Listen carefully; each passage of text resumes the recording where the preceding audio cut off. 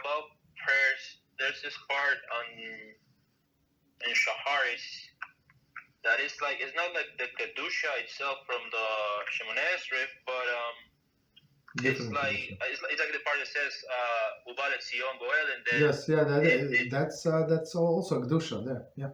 Mm-hmm. Mm-hmm. Yes, so it comes with this part that where you say Kadosh 3 times, but I was wondering if we should skip it the same way we skip the no. This is no.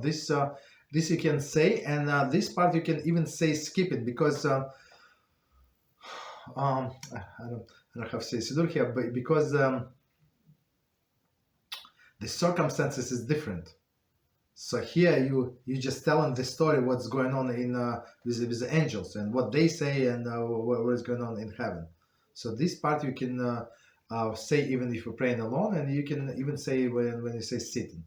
But Kedushah itself you say only in a minyan and only standing and the legs together, and right. That's how you do that.